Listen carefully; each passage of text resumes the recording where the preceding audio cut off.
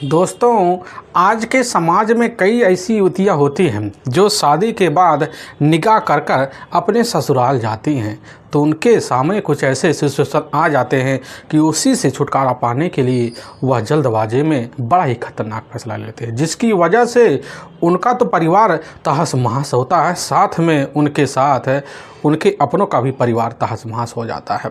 आज की घटना में सेम कुछ ऐसे होता है।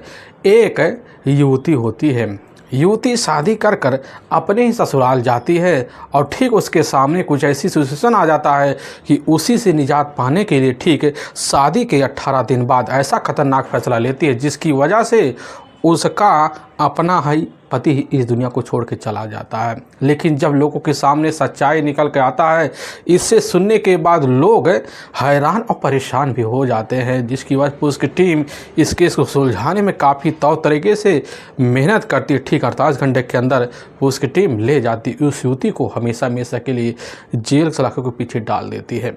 आखिर क्या था इस घटना में, इस घटना में क्या हुआ, इस घटना की आप पूरी तह तक सच्चाई जानने के लिए इस वीडियो को आप लास्ट तक ज़रूर देखिएगा। नमस्कार दोस्तों, मैं प्रदीप कुमार आपको इस टेढ़ी बात चैनल पे मैं स्वागत करता हूं। दोस्तों आज की यह जो सच्ची घटना है, यह घटना सुनाने से पहले मैं आपसे एक छोटा सा रिक्वेस्ट करना चाहता हूं, क्योंकि आप अगर इस चैनल पर नए हो और पहली बार आए हुए हो तो एक बार जाकर अपने इन्हीं प्यारे हाथों से आप इस चैनल को लाइक और सब्सक्राइब और शेयर ज़रूर करें, ताकि आपकी वजह से इम्पोर्टेंट होने के नाते यह जो वीडियो है यह काफ़ी लोगों तक पहुंचाया जा सके, और इसके लिए हम आपके तहे दिल से शुक्रगुजार रहेंगे। दोस्तों आज की यह जो सच्ची घटना है, यह घटना थी उत्तराखंड प्रदेश, और उत्तराखंड प्रदेश में एक जाना माना धर्मनगरी पड़ता है हरिद्वार, और ठीक उसी के अंतर्गत एक झबरीगढ़ा थाना पड़ता है, और ठीक उसी के अंतर्गत एक नई बस्ती होता है नूर बस्ती। उसी बस्ती का रहने वाला होता है मोहम्मद एहसान, जिसकी उम्र लगभग इधर 33 साल के आसपास होता है। अब उसकी अपनी पत्नी भी होती है, और इधर मोहम्मद एहसान के परिवार में टोटल 2 बच्चे भी होते हैं, लेकिन परिवार जो होता है उसका काफ़ी खुशमय होता है। अब मोहम्मद एहसान का एक अपना सगा साला होता है, अब मोहम्मद इधर शहनवाज, जिसकी उम्र लगभग टोटल अब 24 साल के आसपास होता है। उसकी एक नई नवेली पत्नी होती है, जिसकी निगाह ठीक 18 दिन पहले, जिसका नाम मुस्कान होता है, जिसकी उम्र लगभग इधर 18 साल के आसपास होता है। लेकिन इधर मोहम्मद एहसान और साथ में मोहम्मद शहनवाज जो होते हैं, दोनों का अपने ही घर में तौर तरीके से रहना होता है। लेकिन शहनवाज होता है गांव के उस इलाके को छोड़कर दूसरे इलाके में एक भट्ठा होता, उसी पे जाकर अब मेहनत मजदूरी किया करता था। लेकिन मोहम्मद एहसान का अपना जो पैतृक गांव होता है, वह गांव ठीक है सहारनपुर के एक जाने माने छोटे से इलाके में होता है। लेकिन उसका जो अपना साला होता है मोहम्मद शहनवाज का अपना पैतृक गाँव ठीक सहारनपुर के ही एक कोतवाली पड़ता, उसी में ही एक इलाका लगता है शेखपुरा का ही रहने वाला होता है। लेकिन अपनी नई नवेली दुल्हन को लेकर वह भी अपनी जीजा के ही बगल वाले मकान में तौर तरीके से अपनी ज़िंदगी गुजारता है। लेकिन तभी मैं बात कर रहा हूँ ठीक 6 नवंबर का ही। अब जैसे ही अब पूरी तरह से भोर का टाइम होता है, तो उसी वक्त मोहम्मद एहसान के कान में बड़ी तेज़ से अब शोर शराबे की आवाज़ आती है, क्योंकि उस समय शाम का जब टाइम होता है तो मोहम्मद एहसान काम पे लौटता थका हारा बड़ी जल्दी अब नींद में सो जाता है। तभी अचानक उसकी नींद जब टूटती है तो उसी समय बड़ा चुमे में रह जाता है कि हमारे पड़ोसी लोग क्यों चीख चिल्ला रहे हैं। इस आवाज़ को सुनकर मोहम्मद एहसान अपना दरवाज़ा खोलता है, और जैसे ही बाहर निकलता है तो देखता है पड़ोसी चिल्ला रहे हैं कि खेत में एक व्यक्ति की डेड बॉडी पड़ी हुई है। अब वह जो खेत होता ठीक है बुजली घर होता है, उसी के सामने होता है। मोहम्मद एहसान जैसे ही उनकी बात को सुनने के बाद और तुरंत ही करीब जाता तो देखता है लोग तरह तरह के चर्चे कर रहे होते हैं, लेकिन डेड बॉडी एक ठेले होता, उसी के ऊपर एक पन्नी के तहत से ढका होता है। और जैसे ही मोहम्मद एहसान अब करीब जाता है, उसी पन्नी को हटाते ही देखता कि अरे या तो हमारा अपना सगा साला मोहम्मद शहनवाज है। उसी समय बड़े स्तंभ तरीके से लोगों के सामने अपने आप को संभालता है तो लोग वहाँ तरह तरह के चर्चे करते हैं। और इसी बीच इसकी जो सूचना होता है, यह सूचना झबरेड़ा पुलिस थाने में दे दिया जाता है। झबरेड़ा थाने के थाना प्रभारी और रविंद्र कुमार जैसी खबर पाते तो उसी वक्त अपनी दल बल टीम को उधर निकल पड़ते हैं। लेकिन दूसरी तरफ मोहम्मद शाहनवाज की अपनी पत्नी होती है मुस्कान, और मुस्कान जैसे ही मोहम्मद एहसान के पास पहुंचती है, कहने लग जाती है कि हमारे शौहर की हत्या किसी अज्ञात हत्यारों ने कर दी है। यह बात जैसे ही मोहम्मद एहसान सुनते कहने लग जाते हैं कि आखिर यह सब कैसे हो गया, तो सामने मुस्कान होती कहने लग जाती है कि यह रात के टाइम हमारे साथ खा पी कर काफ़ी गहरी निद्रा में सोए हुए थे, ना जाने कब हमसे यह बात करके निकल जाते कि हम जो होता है बस चंद मिनट के अंदर बाहर से किसी से मुलाकात कर कर वापस आ जाएंगे। लेकिन वह वापस 2 घंटे बाद भी नहीं लौटे। अचानक हमें नींद आ गई तो हमें होश भी ना रहा। और इधर मोहम्मद एहसान जब यह बात खुद सुनते हैं, मुस्कान से कहने लग जाते हैं कि तुम्हें हमें बताना था आकर कि अभी तक मोहम्मद शाहनवाज नहीं लौटे हैं, तो हम उनकी ज़रूर तलाशी करते। अब इधर मुस्कान जो होती है कहने लग जाती है कि हमें नहीं पता था कि वह ज़िंदगी में दोबारा लौट के नहीं आएंगे। और तब तक वहाँ घटनास्थल पर अब पुलिस की टीम जब पहुँचने के बाद डेड बॉडी के करीब जाती है, मोहम्मद शाहनवाज के बॉडी का तौर तरीके से निरीक्षण करती है तो पता चलता है कि उसके शरीर पर कोई चोट मोटोट का निशान तक नहीं होता है। लेकिन पुलिस की टीम मोहम्मद शाहनवाज के गले पर जैसे ही अपनी नज़र मारती है तो पता चलता है कि मोहम्मद शाहनवाज के गर्दन पर किसी अंगूठे का निशान। पुलिस की टीम समझ जाती है कि बस कर मोहम्मद शाहनवाज की जो मौत है वह सांस फूलने की वजह से हुई है। और पुलिस की टीम वहाँ घटना का तौर तरीके से निरीक्षण करती है। सामने मुस्कान होती है और मुस्कान पुलिस की टीम को जब देखती है तो दहाड़ी मार कर चिल्लाना शुरू कर देती है। पुलिस की जो टीम होती है उसी वक्त अब मुस्कान से वहाँ कुछ पूछताछ करती है। पूछताछ करने के बाद मुस्कान वही पूरी आपबीती पुलिस के सामने रख देती है। और पुलिस की जो टीम होती है कहने लग जाती है कि मुस्कान, अच्छा क्या तुम्हारे पति मोहम्मद शाहनवाज का किसी से करीबी दुश्मनी है, या किसी से तुम्हारा कोई दुश्मनी था, या तुम्हारे पति का किसी से कोई प्रेमी युवती का रिश्ता बना हुआ था? इस तरह की जानकारी लेने के लिए मुस्कान से पूछताछ करते हैं। लेकिन मुस्कान करने लग जाती कि ना साहब, हमारे जो पति हैं वह काफ़ी सीधे साधे थे, उनका किसी से कोई मतलब था ही नहीं। पुलिस की टीम वहीं अब मोहम्मद शाहनवाज की बॉडी का पंचनामा भरती है और उठाकर झबरेड़ा के ही अब राजकीय सरकारी अस्पताल में पोस्टमार्टम के लिए भेजवा देती है। और इधर मुस्कान को थाने लेकर पहुँच जाती है। मुस्कान से कुछ पूछताछ करती है। मुस्कान के तहरीर पर अज्ञात हत्यारे के विरुद्ध धारा 302 और 201 के तहत मुकदमा दर्ज कर लेती है। और वहाँ थाने में थाना प्रभारी इधर रविंद्र कुमार एक टीम गठित करते हैं। वह टीम जो होती तौर तरीके से लोगों से मिलकर राय मंत्रणा भी करती है। और उसी राय मंत्रणा के तहत पुलिस की टीम जानना चाहती है कि एक बार पता करो कि आखिर मुस्कान और मोहम्मद शाहनवाज के बीच यह कैसा तौर तरीके वाला रिश्ता था, या इनके बीच कुछ पहले से दूरी था। और पुलिस की जो टीम होती है एक टीम लेती अब जो होता है उस इलाके में पहुंचती है तो वहां काफ़ी लोगों से पूछताछ करती है। लेकिन कुछ ही घंटों के अंदर वहां के थाना प्रभारी रविंद्र कुमार के सामने इधर मुस्कान और मोहम्मद शाहनवाज के बारे में बड़ी ही चौंकाने वाली बात निकल के आ पाती है। पता चलता है कि ठीक अभी 18 दिन पहले मोहम्मद शाहनवाज और साथ में मुस्कान का निकाह हुआ है।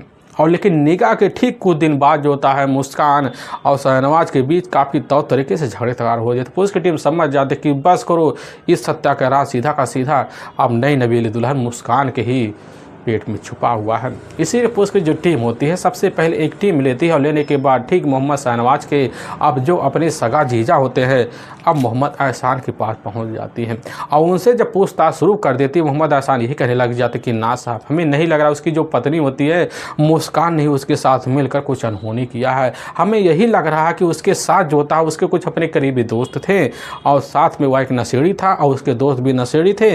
हो सकता है उसी शराब की वजह से उसमें कुछ लेन देन की बात हुई हो और फिर उसके साथ अनहोनी हुआ हो। और पुलिस की जो टीम होती है इस बात में उलझ जाती है कि आखिर मुस्कान हमारे सामने आप बात कैसे रख रही है कि हमारे पति अब रात में 10 बजे के आसपास घर से खाना खाने के बाद निकले अब लेकिन लौटे नहीं।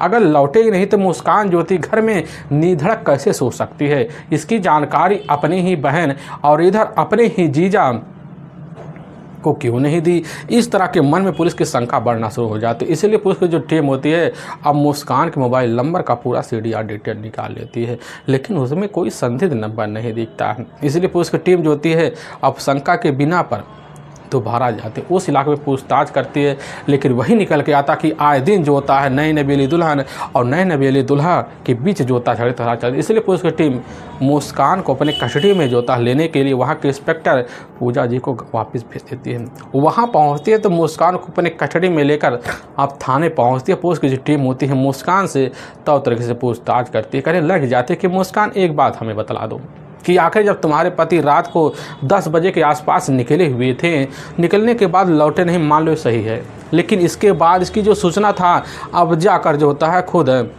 मोहम्मद शहनवाज के अपने सगे जीजा एहसान को देना था, उनकी बहन को देना था, लेकिन तुमने जो होता है यह बात अंदर छुपा के क्यों रखी। लेकिन जैसे मुस्कान यह बात वहाँ के इंस्पेक्टर साहब और इधर इंस्पेक्टर मौके पर जो खड़ी होती है पूजा के द्वारा जब सुनती है, सुनने के बाद उसी समय उसके जो चेहरे के जो रंग रूप होते हैं पूरी तरह से उतर जाते हैं। थाना प्रभारी सुनील कुमार सिंह कहने लग जाते हैं कि पूजा तुम्हारे पेट में जो सच्चाई छुपा हुआ है उसको हमारे सामने तौर तरीके से रख दो, क्योंकि हमें पता है कि तुम्हारे जो पति एक तो शराबी थे और घर पे आते थे तुम्हारे साथ और मार पिटाई भी किया करते थे, और तुम्हारी जो हालत थी इस हालत को देख कर नहीं लग रहा है कि आगे तुम झूठ बोल पाओगे। और जैसी यह बात मुस्कान सुनती हुआ समझ जाते कि बस करो, आगे हमारे लिए जेल की सलाखें अब खड़ी हुई हैं। और इस तरह की जब जैसे एहसास होता है होने के बाद बिना टाइम गवाए मुस्कान अपने नए नवेले दूल्हे मोहम्मद शहनाज की हत्या का जुल्म कबूल कर लेती है। लेकिन जो सच्चाई खोलती से सुनने के बाद लोग काफ़ी हैरान और परेशान हो जाते हैं। असल में मोहम्मद शहनाज का जो अपना मूल रूप से जो परिवार होता है ठीक उत्तर प्रदेश का ही एक जाना माना ज़िला पड़ता है इधर सहारनपुर में ही एक जाना माना इलाका पड़ता है। शेखपुरा वहीं के रहने वाले उसके अपने पूरे परिवार होते हैं। लेकिन काफ़ी दिक्कतों का सामना करते हुए मोहम्मद शहनवाज जो होता है अपने ही जीजा के साथ अब इधर उत्तराखंड के ही हरिद्वार का ही झावड़रेड़ा जो थाना पड़ता है उसी के अंतर्गत नूरबस्ती पड़ता है, वहीं आकर रहना शुरू कर देता। और जब रहने लग जाता तो अपनी जीजा की मदद से अब जाकर ईंट भट्टी पर मजदूरी करना लग जाता है। तो इसी बीच उसके जो जीजा होते हैं मौके पर उनका अपने ससुराल जो होता है काफ़ी आना जाना होता है। आने जाने की वजह से जो होता है उनकी जो अपनी पत्नी होती है उनकी पत्नी को भी लगने लग जाता है कि हमारे जो सगा भाई मोहम्मद शहनाज पूरी तरह से शादी के दर पहुँच चुका। तो उसी बीच उसकी अपनी जो बहन होती है अपने भाई के लिए अब रिश्ते की तलाशी करते काफ़ी साल लग जाते हैं। तभी इसी बीच उसकी जो अपनी बहन होती है उसकी नज़र में उसके एक अपने दूर के रिश्तेदार की अपनी बेटी नज़र आती है। वह दूर के रिश्तेदार कोई और नहीं होते हैं बल्कि ठीक दूसरे इलाके के रहने वाले इधर शहीद होते हैं। अब शहीद के टोटल 9 बेटियां होती हैं और एक अब बेटा होता है। लेकिन उनकी 8वें नंबर की एक बेटी है जिसका खूबसूरत नाम होता है मुस्कान, और नाम नहीं उसका खूबसूरत काम भी होता है, खूबसूरती लोगों के सामने होता है। लेकिन इधर मुस्कान अपने शादी के दहलीज पर जैसे ही पहुँचती तो उसी समय अपने रौब रुतबे और खूबसूरती की वजह से काफ़ी लड़कों के दिलों पर बड़ी जल्दी राज करना जब शुरू कर देते तो इसी बीच जो होता है उसके जो अपने पिता होते हैं शहीद इस दुनिया को छोड़ के चले जाते हैं, जिसकी वजह से अब इधर मुस्कान की जो अपनी बहन होती हैं इधर अपनी बहन की शादी करने के लिए बड़ी जल्दी अब तैयारी करना शुरू कर दी थी। तभी इसी बीच की जो खबर होता है अब जाकर अब शहनवाज की जो अपनी बहन होती है उसको जब लगता तो उसी पर जाती है। और जाने के बाद ठीक जो होता है मुस्कान से माँ से इस रिश्ते के बारे में बात करते हैं। उसी वक्त मुस्कान की जो माँ होती है अपनी बेटी की शादी कराने के लिए हामी भर लेती है। और पहली नज़र में जैसी शहनवाज अब मुस्कान को देखने के बाद उसकी खूबसूरती देखकर पूरी तरह से वही मोहित हो जाता। उसी समय निगाह के लिए हामी भर लेता है और दोनों परिवार में निगाह की बात आने के बाद जो होता पूरी तरह से शादी की तैयारी जोरों शोर से चलना शुरू हो जाता है। इधर मुस्कान के जो अपने सपने होते हैं अब शादी के लेकर तौर तरीके वाले होते हैं, क्योंकि उसके जो सपने होते हैं बड़े ऊंचे ऊंचे हैं। उसका अपने शौक़ होते हैं कि अपनी ज़िंदगी जिएंगे तो अपने हिसाब से जिएंगे और अपने शौहर के साथ मिलकर कभी मॉल कभी बाज़ार कभी फिल्म सिटी में बराबर आना जाना रहेगा और इधर अपनी ज़िंदगी में किसी चीज़ की कोई कमी नहीं रखने देंगे। यही सब सोच साज कर सपने सजोए हुए मुस्कान निगाह की तैयारी करना शुरू कर देती है। और लेकिन जैसे ही ठीक अब इधर 18 अक्टूबर साल 2020 का ही वक्त होता है, उसी दिन से उसी वक्त अब कधाला में एक सादे शादी समारोह में जाकर दोनों का निगाह कर दिया जाता है। लेकिन निगाह के बाद जैसे ही अपने ससुराल अब मुस्कान पहुंचती है, पहुंचने के पहली रात अपने पति को देखती है। देखने के बाद उस अवस्था को देखकर तौर तरीके से बात तो करती है, तो पता चलता है कि हमारा जो पति है हमारे सपनों के हिसाब से पूरी तरह से कमज़ोर दिख रहा है, क्योंकि उसके हिसाब से उसका जो अपनी पता होता है अब शहनाज मौके पर और नशे में होता है। इस नशे की हालत को देखकर वहीं मुस्कान पूरी तरह से बेहोश हो जाती है। लेकिन जब होश आता तो अपने पति को अपने कब्र में नहीं पाती और वह अपने पति को खोजबीन के लिए निकलती। पता चलता एक बेड होता, उसी पर काफ़ी गहरी निद्रा में सोए, जिसकी वजह से मुस्कान को एहसास हो जाता कि हमारे सारे के सारे सपने जो होते हैं अब धरे के धरे रह जाएंगे, हमारी ज़िंदगी ना चल पाएगी। लेकिन जैसे ही दूसरे दिन का वक्त होता होने के बाद मुस्कान जब इस बारे में जिक्र करती, अब जो होता है दूसरे दिन से ही मोहम्मद शहनाज और साथ में मुस्कान के बीच झगड़े तकरार शुरू हो जाते हैं। अब उसी दिन से नई नवेली दुल्हन नए नवेली पति के बीच आए दिन अब शराब की वजह से झगड़े तकरार पड़ना शुरू हो जाते हैं। यहाँ तक कि शहनाज जो होता है अब चौथे से पाँचवें दिन जो होता है अपनी पत्नी को अपने घर में मान सम्मान भी देना कम कर देता है।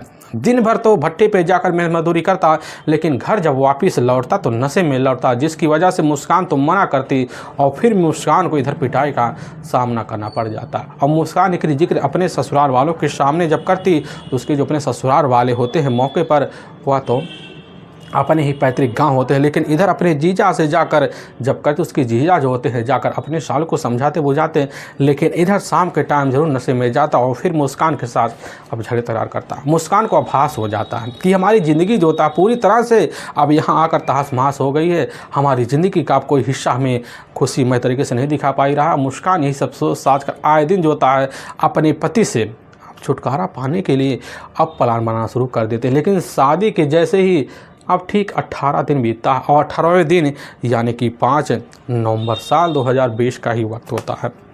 अब उसी दिन जो होता है शाम का टाइम होता, भट्टे पर मजदूरी कर कर मोहम्मद शहनाज वापस लौटता है। और लौटने के बाद जैसे मुस्कान मोहम्मद शहनवाज को देखती तो उसी वक्त बातातूनी करना शुरू कर देती है और इधर मोहम्मद शहनवाज जो होता है अपनी पत्नी के ऊपर एकाएक टूट पड़ता है, जिसके बाद अपने बचाव के लिए मोहम्मद शहनवाज से वह भी लड़ने के लिए तैयार हो जाती है। लेकिन अचानक मुस्कान के दोनों हाथ धोता है जाकर मोहम्मद शहनवाज के गले पर, जिसकी वजह से मोहम्मद शहनवाज जो होता है इस दुनिया को छोड़ के चला जाता है।